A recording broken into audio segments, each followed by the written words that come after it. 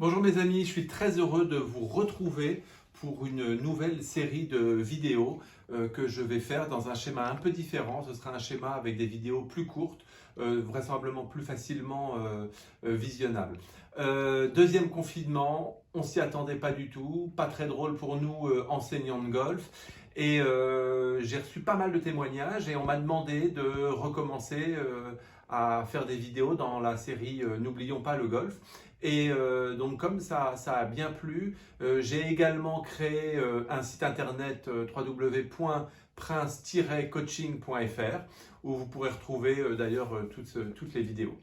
Voilà, donc aujourd'hui pour cette nouvelle vidéo, je voulais vous parler d'un sujet simple en référence aux préférences motrices et je voudrais traiter le sujet de l'horizontalité et de la verticalité. Donc je vais vous expliquer ça dans un instant pour cette première vidéo. Voilà, je vous souhaite une très bonne journée, je vous dis à très bientôt et je suis encore une fois ravi de vous retrouver. À tout de suite.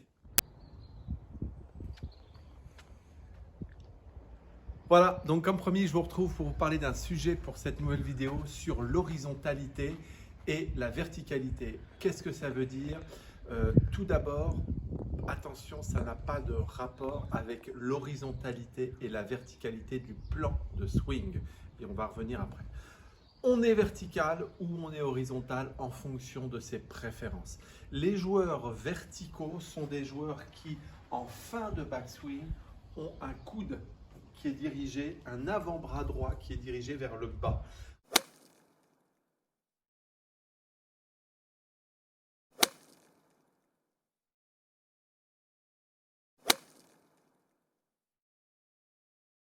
En revanche, un joueur qui sera horizontal sera un joueur qui naturellement aura son avant-bras davantage parallèle à la colonne vertébrale, c'est-à-dire qu'il ne sera pas vers le bas. Vous voyez, j'ai du mal à le faire parce que je ne suis pas du tout vertical et je suis horizontal.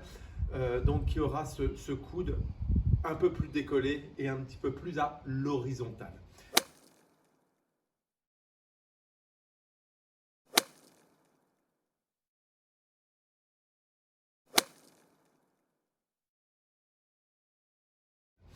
Première chose que l'on peut voir à l'adresse, un joueur qui sera à l'horizontale aura des bras un petit peu plus décollés, alors qu'un joueur à la verticale aura la saignée de ses coudes un petit peu plus rentrée et un peu plus vers vous, un peu plus vers le ciel, donc un peu plus connecté.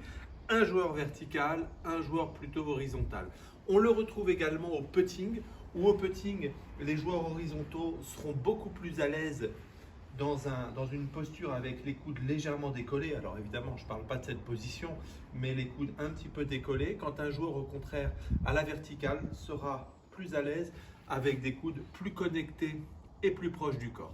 Voilà pour la posture. Ensuite, en prise d'élan, un joueur vertical va avoir un coude qui va s'armer plus tôt et il aura un armement du coude un peu plus précoce, contrairement à un joueur horizontal qui fera un mouvement davantage le long du sol avec un bras droit qui restera un petit peu plus longtemps droit et un swing un petit peu plus large et un petit peu plus ample, plus horizontal et plus vertical.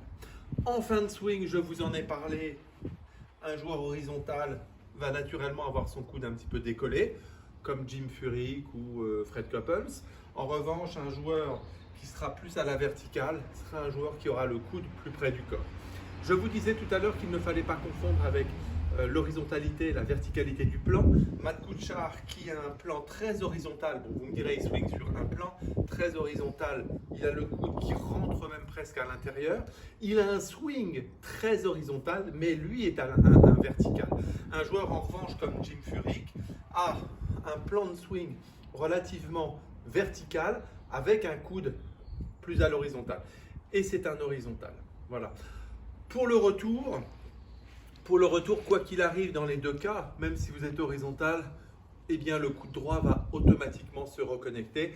Un joueur à la verticale ne va pas non plus avoir une position du coude en fin de montée où il restera complètement connecté, car dans cette position, on n'est pas très à l'aise pour repartir et ça manquera évidemment d'amplitude. Donc un vertical n'est pas un joueur qui va être connecté en permanence.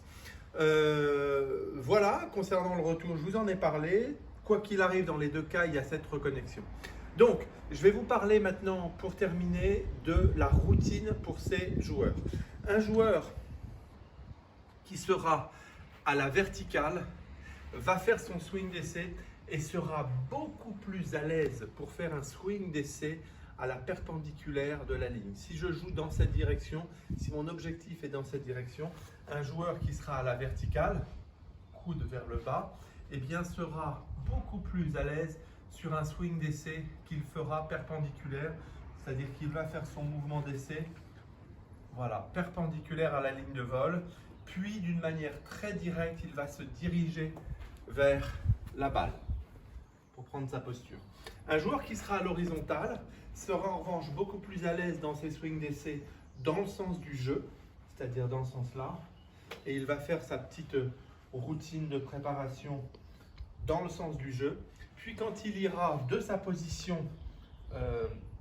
reculée pour faire sa routine, quand il se dirigera vers sa balle, il aura toujours le côté gauche et il restera davantage de profil avec l'épaule gauche qui sera vers la cible. Donc, je vous montre de nouveau. Il fait son swing d'essai, puis il va se diriger vers la balle en faisant davantage un tour avec l'épaule gauche qui se dirigera vers la cible. Un joueur qui sera dans la verticalité sera un joueur qui aura un rythme interne plus rapide, prise de décision plus rapide, plus un joueur qui sera dans la spontanéité. C'est pour ça d'ailleurs que dans sa routine, c'est un chemin, quand il va observer sa cible, c'est un chemin beaucoup plus direct, alors qu'un joueur horizontal est dans un rythme interne plus lent, prise de décision plus réfléchie, plus lente. Et d'ailleurs, pour aller vers sa balle, c'est un chemin plus important quand il observe son objectif et sa cible. Voilà. Voilà, donc j'espère que cette vidéo vous a plu. Vous êtes horizontal, vous êtes vertical. Rappelez-vous simplement, brièvement, vous avez le coude un peu décollé, faites votre swing d'essai dans le sens du jeu. Vous avez le coude au contraire près du corps et vers le bas, vous êtes à la verticale, faites votre swing d'essai perpendiculaire à la ligne de jeu et soyez plus direct, ça vous aidera. Voilà pour cette première vidéo, j'espère qu'elle vous a plu. Je voudrais insister sur une chose importante. Il y a une différence entre les préférences motrices et les préférences dans le mouvement et ce que j'appelle les incontournables. Surtout, les préférences, respectez-les. Tout le monde est différent. Vous avez le coude décollé. C'est vraisemblablement quelque chose dans votre swing qui peut devenir une force. Ne cherchez pas à changer sous prétexte que Ben Hogan a un très très bon swing avec son coude à la verticale. Il faut chercher à avoir le coude à la verticale. La première chose qui risque de se passer, c'est que vous ayez des problèmes de tendinite au coude ou à l'épaule. Donc, respectez vos préférences. Cependant, dans le swing, il y a ce que j'appelle des incontournables. Il y a des choses, on ne peut pas passer outre.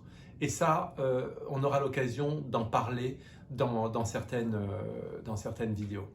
Voilà, je vous dis à très bientôt et j'ai été encore une fois ravi de vous retrouver. Au revoir.